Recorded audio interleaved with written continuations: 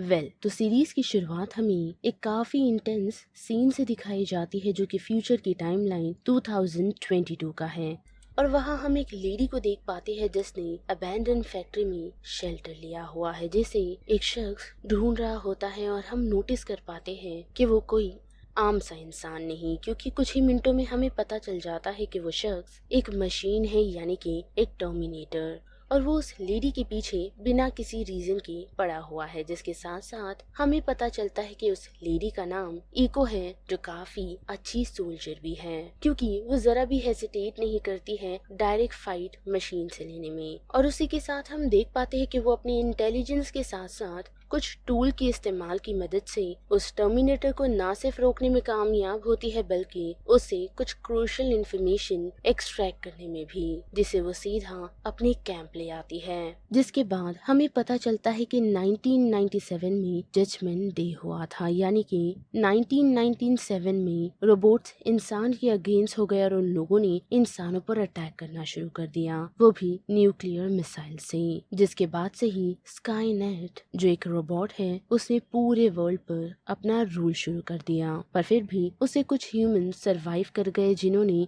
Small shelter ले लिया और अपना एक कैंप बना लिया। पर उनकी भी उम्मीद खत्म होती जा रही है, क्योंकि स्काईनेट ह्यूमन की बस्तियों को ढूंढ ह्यूमंस को खत्म कर रहा है। और ऐसे ही हम एक कैंप देख पाते हैं जहां एको आ पहुंची है और उसने उस चिप को एक एल्डर वुमेन को दिया है, जिसे वो सभी प्रॉफिट मानते हैं। यानी कि हम ऐसा कह सकते हैं कि उस लेडी के पास टेक्नोलॉजिकल पावर है और साथ ही स्पिरिचुअल भी, जिस वजह से कैंप में सभी लोग उसकी बात सुन उसकी आज्ञा करते हैं। और जैसे ही उस टर्मिनेटर की चिप को वो सभी डिकोड करना स्टार्ट करते हैं, तो उससे प्रॉफिट के इंजीनियर्स को पता चलता है कि स्काईनेट टाइम ट्रेवल को इस्तेमाल करने वाला है, ताकि वो उन सभी रास्तों को बंद कर पाए जो उसे वर्ल्ड पर रूल करने से रोक सकते हैं। जिस वजह से उन लोगों के पास अब एक ही रास्ता है कि वो लोग एको को पास्ट में भेजे, वो भी उस समय जब स्काईनेट के रोबोट्स ने सभी ह्यूमन को खत्म किया था। और उस समय जाकर इको सभी रोबोट्स को रोकेगी ताकि ह्यूमंस जजमेंट डे को सरवाइव कर पाए। जिसके साथ साथ सीरीज हमें पास में भी ले जाती है, यानी कि हम ऐसा कह सकते हैं कि इस सीरीज की मेन टाइमलाइन में जो जापान की है और ईयर है 1997, यानी कि जजमेंट डे के कुछ समय पहले का दिन, जहां हम एक साइंटिस्ट मैल्कम ली को देख पाते हैं, जिसने एक एआई सिस्टम को बनाया है ताकि वो यूएसए के स्काईनेट को रोक सके। यानी कि मैल्कम एक ऐसा एआई बना रहा है ताकि वो स्काईनेट के अगेंस्ट इस्तेमाल कर सके। पर उसी के साथ साथ मैल्कम को फ्यूचर के ड्रीम्स आते हैं, जिससे उसे काफी अवेयरनेस है कि फ्यूचर में रोबोट्स ह्यूमैनिटी को खत्म कर वर्ल्ड को टेक ओवर कर लेंगे। और उसी वजह से मैल्कम ने एक एआई बनाया है ये सारी चीजों को रोकने के लिए, जिसका नाम कोकोरो है, जो सभी रोबोट से काफी अलग है। पर अनफॉर्चुनेटली वो कुछ करे उससे पहले ही हम देख पाते हैं कि वो अपनी पर्सनल प्रॉब्लम में ऑक्यूपाइड हो जाता है। यानी कि हम देख पाते हैं कि फ्यूचर से एक टर्मिनेटर को भेजा जाता है ताकि वो केंटो हीरो और रेका को किडनैप कर सके, जो और कोई नहीं बल्कि मैल्कम के बच्चे हैं। तो बात करें इस टर्मिनेटर रोबोट की, जिसका मॉडल नंबर T800 है, उसे 1997 में भेजा गया है, वो भी उसकी ओन टाइमलाइन से, इस इंटेंशन के साथ कि वो मैल्कम को ढूंढे, जिसे ना सिर्फ उसे ढूंढना है बल्कि उसे मारना भी है। अब वही बात करें मैल्कम के बच्चों की, तो वो लोग घर से निकल जाते हैं, वो भी तब जब उनकी नैनी मिसाकी कुछ और कामों में व्यस्त थी।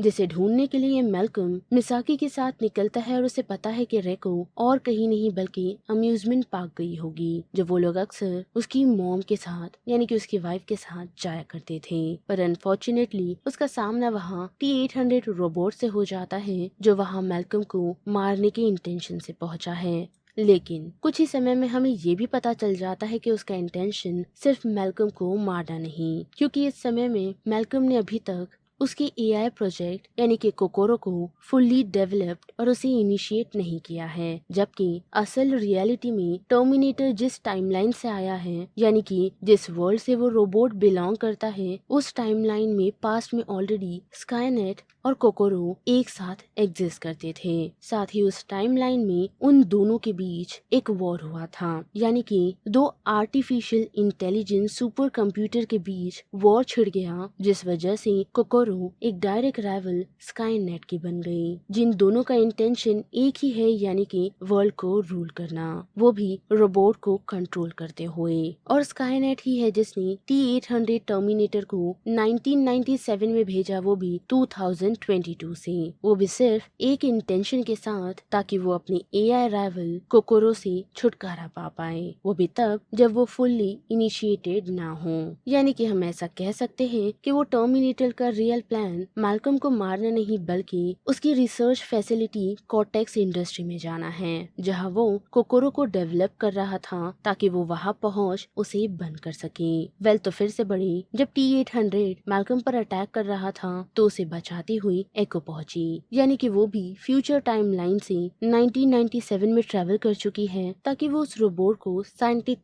रोबोट को मैल्कम तक पहुंचने से रोके। यानी कि हम ऐसा कह सकते हैं कि टर्मिनेटर और एको दोनों ही मैल्कम को ट्रैक करते हुए पहुंचे हैं, और वो दोनों कोकोरो को बंद भी करना चाहते हैं, पर उसी के साथ साथ वो दोनों सेम टाइम लाइन से आए हैं, जहाँ एको AI को खत्म करना चाहती है ताकि ह्यूमंस को सर्वाइवल का चांस मिल सके। और वही बात करें T-800 की, तो वो कोकोरो को खत्म करना चाहता है ताकि स्काईनेट सुप्रीम हो जाए और वो पूरी ह्यूमैनिटी को खत्म कर वर्ल्ड पर रूल कर सके। और जब T-800 का सामना एको से होता है तो वो उसे डिफीट कर देती है, जिस वजह से T-800 अपना फिजिकल अपीयरेंस चेंज कर देता है, जिसके बाद वो मैल्कम के तीनों बच्चों को हंट करने का डिसीजन बनाता है। लेकिन उसका सामना दो लोगों से होगा, जो कि एको और उनकी नैनी मिसाकी है। पर उन दोनों के रहते हुए भी वो मैल्कम के बड़े बेटे केंटा को पकड़ने में कामयाब होता है और उसे अपने साथ सीधा कॉर्टेक्स इंडस्ट्री ले जाता है, ताकि वो मैल्कम से नेगोशिएट कर सके। और वो नेगोशिएशन ये है कि अगर वो अपने बेटे से रीयूनाइट होना चाहता है तो उसे कोकोरो को डिस्ट्रॉय करना होगा। जिसके साथ साथ हम देख पाते हैं कि फिर से टर्मिनेटर की काफी लंबी लड़ाई होती है, जिसमें वो फिर से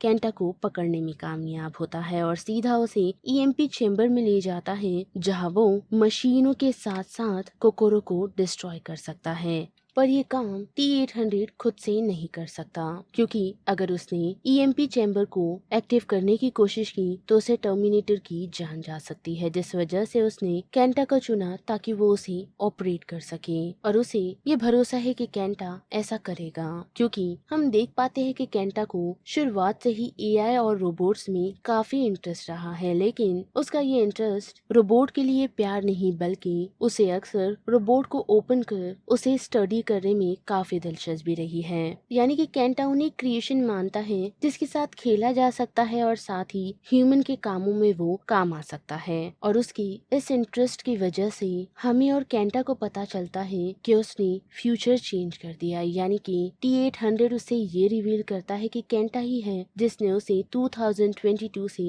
1997 में भेजा है। यानी कि 2022 में हम देख पाते हैं कि केंटा ने ये एस्टेब्लिश कर लिया कि उसे ह्यूमन और स्काईनेट के बीच लड़ाइयाँ कैसी रोकनी है, पर वो भी कुछ समय के लिए। पर उसी के साथ कोकोरो अभी भी उनके लिए थ्रेट बनी हुई हैं, जो ना सिर्फ स्काईनेट के रोबोट के लिए बल्कि इंसानों के लिए भी, जिस कारण ही केंटा ने एक टर्मिनेटर को पास्ट में भेजा ताकि वो कोकोरो AI बनाने से पहले ही अपने फादर को रोक दे। पर इतना ही नहीं, बल्कि ग्रोन अप केंटा ने टर्मिनेटर से ये भी कहा था कि वो उसके यंगर सेल्फ से हेल्प ले, ये सोचकर कि उसका पास्ट वर्जन डेफिनेटली AI को स्टॉप करने में उसकी हेल्प करेगा। पर 2022 का केंटा ये नहीं समझ पाया कि उसकी ये फीलिंग कोकोरो के अगेंस्ट तब हुई जब उसने लाइफ में वो सारी चीजें एक्सपीरियंस की, जिस कारण ही उसने 2022 से टर्मिनेटर को भेजा और ये सोच में कि केंटा 1997 में जो है उसकी हेल्प करेगा। जबकि 1997 के केंटा ने वो सारी चीजें एक्सपीरियंस नहीं की जो कि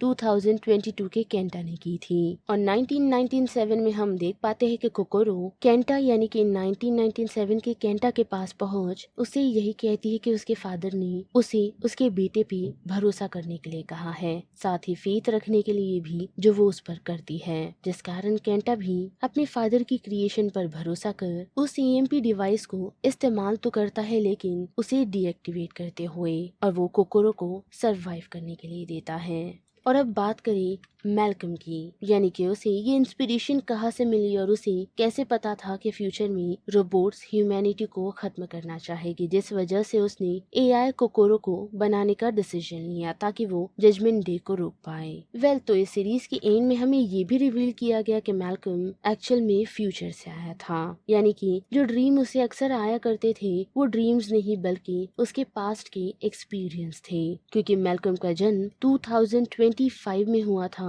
जहाँ स्काईनेट के रोबोट्स यानी कि टर्मिनेटर्स ह्यूमन को विदाउट मर्सीली मार रहे थे, पर फिर भी उस समय अंडरग्राउंड सेटलमेंट की वजह से कुछ ह्यूमन सरवाइव कर गए और वो सभी इसी कोशिश में लगे हुए थे कि किस तरह उन रोबोट्स के अगेंस्ट लड़ा जाए और उन्हें रोका जाए। और ऐसे ही एक कैंप में मैल्कम बॉर्न हुआ, साथ ही वहाँ बड़ा भी हुआ, पर जैसे जैसे वो बड़ा होता गया तो हम देख पाते हैं कि वो और उसके दोस्त मिलकर एक टर्मिनेटर को रोकने में कामयाब हुए थे। और जबकि उस समय में रोबोट को मारना आसान नहीं था तो मैल्कम ने एक बड़ी खोज की थी, जिस वजह से ही मैल्कम ने AI पर रिसर्च करना शुरू किया, इस सोच के साथ कि शायद रोबोट्स जो उनके अगेंस्ट हैं वो शायद उनकी हेल्प भी कर सकते हैं। यानी कि मैल्कम ये चाहता था कि वो उन टर्मिनेटर्स के अंदर से उस एलिमिनेटिंग ह्यूमंस के कोड को निकाल उनमें कुछ ऐसी चिप्स डालना चाहता था ताकि वो एक पीसफुल बीइंग्स बन सके। पर उसके इस आइडिया से कैंप्स में रह रहे कुछ लोग अग्री नहीं करते और उसे उस पर रिसर्च करने की इजाजत नहीं देते हैं। लेकिन मैल्कम उस समय काफी यंग था, जिस वजह से उसने अपनी इस रिसर्च को सीक्रेटली कंटिन्यू किया और अपनी काफी मेहनत के बाद मैल्कम ने उसका पहला ह्यूमनॉइड रोबोट बनाया, जिसे उसने खुद से ही सोचने की एबिलिटी दी, जिस कारण उस रोबोट ने खुद को एज एन वुमेन आइडेंटिफाई किया और अपना नाम मिसाकी रखा। और जब बाकी ह्यूमंस को इस बारे में पता चला तो वो लोग मिसाकी को मारने के लिए पहुंच गए, जिससे मैल्कम काफी चिढ़ गया और उसने मिसाकी को बचाने के लिए वहां आए हुए सभी लोगों को खत्म कर दिया। लेकिन उसी के साथ साथ उसने एक और रिसर्च की थी, वो भी मिसाकी के साथ मिल, जो रिसर्च टाइम मशीन की थी। और उसी टाइम मशीन की मदद से उसने पास्ट में ट्रेवल किया, वो भी जापान 1987 में, वो भी इस इंटेंशन के साथ कि वो एक सेंटिएंट AI क्रिएशन करेगा जो ह्यूमंस के अगेंस्ट नहीं बल्कि स्काईनेट रोबोट के अगेंस्ट काम करेगी, ताकि वो जजमेंट डे से सभी ह्यूमंस को बचा पाए, जो कि अगस्त 29, 1997 में होने वाला है, जिस वजह से ही उसने लगभग अपने 10 साल दे दिए, वो भी उस AI को डेवलप करने के लिए जिसे उसने नाम कोरो को दिया। और जब फाइनली उसकी डेवलपमेंट कंप्लीट हुई और उस AI को जब लाइफ देनी थी तो एक मेमोरी चिप का इस्तेमाल किया गया, जो और किसी की नहीं मिसाकी थी, जिसने अपनी चिप को सेक्रीफाइस किया, जिस कारण उसकी सारी मेमोरीज वाइप आउट हो गई और उस वजह से वो एक नई पर्सन बन गई, जिसे मैल्कम ने अपने बच्चों के लिए एज अ नैनी रख दिया। और जब कोरोको स्टार्ट हुई तो उसने खुद को 3 भागों में सेपरेट कर लिया, जो स्पिरिट, हार्ट और माइंड था। ऑल्दो उसकी एग्जिस्टेंस ही एक ही थी और बाकी साइंटिस्टों से अलग मैल्कम ने उस AI और रोबोट्स को ह्यूमन जैसा इक्वली ट्रीट किया था, जिस कारण ही वो उस मशीन को ये नहीं कहना चाहता था कि उसे क्या करना चाहिए, बल्कि उसके बजाय उसने उसे खुद का डिसीजन लेने दिया। यानी कि सिंपलियर टर्म में हम ऐसा कह सकते हैं कि उसने कोरोको को प्रोग्राम नहीं किया उन्हें प्रोटेक्ट करने के लिए और स्काईनेट के अगेंस्ट फाइट करने के लिए, बल्कि उसने एक AI को प्रोग्राम किया था ताकि वो खुद की चॉइस कर पाए बिटवीन ह्यूमंस और रोबोट्स के, ताकि वो एक राइट साइड को पिक कर पाए। लेकिन ये इतना आसान नहीं था, क्योंकि हम ऑलमोस्ट पूरी सीरीज ये देखते आए हैं कि मैल्कम पूरा एफर्ट्स लगा रहा था कोरोको को ये प्रूव करने के लिए कि ह्यूमंस की लाइफ सेव करना वर्थ करती है, जबकि AI उसे बार बार एक ही क्वेश्चन कर रही थी कि ह्यूमन को बचा बचाना सही नहीं है, क्योंकि ह्यूमंस हमेशा एक दूसरे के अगेंस्ट हो जाते हैं और उनके बीच वॉर हो जाती है, जो हमेशा हिस्ट्री में देखा गया है। पर एट द एंड मैल्कम ये प्रूव करने में कुरोको को कामयाब हुआ कि काफी ह्यूमंस अपने आसपास हमेशा डेथ और डिस्ट्रक्शन देखते आए हैं, पर फिर भी वो रुकते नहीं, बल्कि उन लोगों ने फाइट करना चुना है, जिसमें पहला स्टेप वो खुद ही लेता है, वो भी तब जब टर्मिनेटर कुरोको को डिस्ट्रॉय करने के लिए पहुंचता है, उसे ये धमकी देते हुए कि वो उसके बेटे केंटो को मार देगा। पर फिर भी मैल्कम ने T-800 को रोकने का डिसीजन नहीं लिया, बल्कि उसने एक जान के बदले हजारों जान बचाने का डिसीजन लिया, जिस कारण मैल्कम कुरोको को ये लेसन समझाने में कामयाब हुआ, जो कि सेक्रीफाइस है। और जबकि कुरोको हमेशा ह्यूमन बनने में काफी इंटरेस्टेड रही है, जिस वजह से उसे ये सबक काफी अच्छा लगता है और उसे समझ आता है कि खुद को बचाने से बेहतर भी किसी और को बचाना ह्यूमैनिटी की एक सोच मौजूद है, जिस वजह से एंड में हम देख पाते हैं कि कुरोको जो 3 भागों में बटी हुई थी, स्पिरिट, माइंड और हार्ट में, वो फाइनली एक हो जाती है, जिस वजह से वो एक ह्यूमन लाइक फिगर में फॉर्म हो जाती है और ये सिग्निफाई करती है कि AI अब फुल्ली इनिशिएटेड है। लेकिन इतना ही नहीं, बल्कि हम देख पाते हैं कि वो स्काईनेट के भी अगेंस्ट हो जाती है और वो उस हर न्यूक्लियर मिसाइल को डिस्ट्रॉय कर देती है जो कंट्री के किसी भी पार्ट में उसे डिस्ट्रॉय करने के लिए जा रहे हैं, ताकि वो इस बात से इंश्योर हो सके कि ये पूरी कंट्री सेफ रहे। पर इतना ही नहीं, बल्कि हम ये भी देख पाते हैं कि वो जापान में हर एक रोबोट्स को कंट्रोल कर लेती है, ताकि वो ह्यूमंस को कंट्रोल कर पाए और जो भी रोबोट के अगेंस्ट होगा वो उन सभी को खत्म कर देगी। और ये चीज इस बात का भी सबूत है कि शायद कुरोको भी फ्यूचर में इंसानों के लिए थ्रेट बन सकती है। अब वही बात करी मैल्कम की, तो मरने से पहले मैल्कम ने इको और मिसाकी को अपने तीनों बच्चे सौंप दिए और उन्हें यहाँ से दूर रहकर उन्हें बड़ा करने के लिए कहा है और उन्हें सेफ रखने के लिए भी।